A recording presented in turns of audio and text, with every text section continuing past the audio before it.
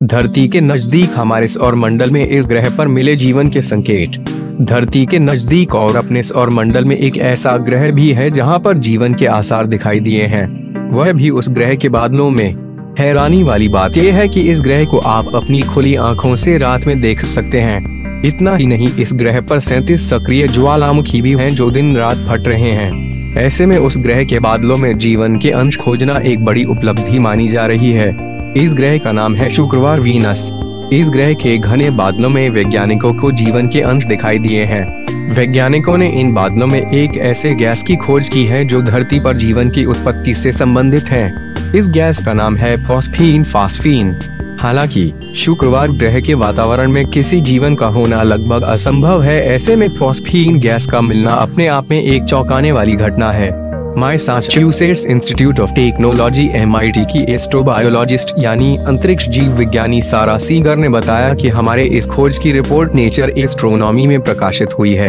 हमने उसमें लिखा है कि शुक्रवार ग्रह के वातावरण में धरती से अलग प्रकार के जीवन की संभावना है। सीगर ने बताया कि हम यह दावा नहीं करते कि इस ग्रह पर जीवन है, लेकिन जीवन की संभावना हो सकती है क्योंकि वहाँ एक खास गैस मिली है जो जीवों की वजह से उत्सर्जित होती है। आपको बता दें कि फॉस्फीन गैस के कण पिरामिड के आकार के होते हैं। इसमें फास्फोरस का इकलौता कण ऊपर और नीचे 3 हाइड्रोजन के कण होते हैं।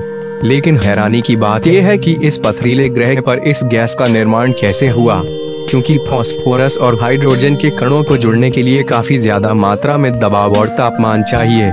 बादलों की ये तस्वीरें यूरोपियन साउदर्न लेबोरेटरी ESO और अल्मा टेलीस्कोप ALMA टेलीस्कोप से ली गई है। आपको बता दें कि शुक्रवार ग्रह पर 37 ज्वालामुखी सक्रिय हैं। ये हाल ही में फटे भी थे। इनमें से कुछ थोड़े अंतर पर अब भी फट रहे हैं। यह ग्रह भौगोलिक रूप से बेहद अस्थिर है। यह ग्रह ज्यादा देर तक शांत नहीं रह पाता। इसमें अक्सर किसी न किसी तरह की गतिविधि होती रहती है। यूनिवर्सिटी ऑफ मैरीलैंड के वैज्ञानिकों ने इन सक्रिय ज्वालामुखियों की खोज की थी। शुक्रवार ग्रह पर हाल ही में हुए ज्वालामुखीय विस्फोटों की वजह से सतह पर कोरोना जैसे ढांचे बन गए।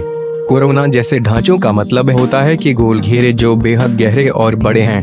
इन घेरों की गहराई शुक्रवार ग्रह के काफी अंदर तक है।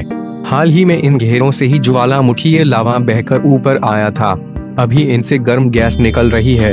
अभी तक ये माना जाता था कि शुक्रवार ग्रह की टेक्टोनिक प्लेट्स शांत हैं, लेकिन ऐसा नहीं है। वहाँ भी इन ज्वालामुखीय विस्फोटों की वजह भूकंप आ रहे हैं। टेक्टोनिक प्लेट्स हिल रही हैं। पहले यह माना जाता था कि शुक्रवार ग्रह के एक्टिव कोरोना से ही ज्वालामुखीय विस्फोट होता आया है, लेकिन अब ऐसा नहीं है। साल 1990 से लेकर अब तक 133 कोरोना की जांच की गई है। इनमें से 37 कोरोना अब भी सक्रिय हैं। इन कोरोना गड्ढों से पिछले 20 से 30 लाख साल ज्वालामुखीय विस्फोट हो रहा है। ज्वालामुखी लावा के बहने के लिए किसी भी ग्रह में कोरोना गड्ढे जरूरी होते हैं। ये 37 ज्वालामुखी ज्यादातर शुक्रवार ग्रह के दक्षिणी गोलार्ध पर स्थित हैं। इनमें सबसे बड़ा कोरोना, जिसे आर्टेमिस कहते हैं, वो 2100 किलोमीटर व्यास का है।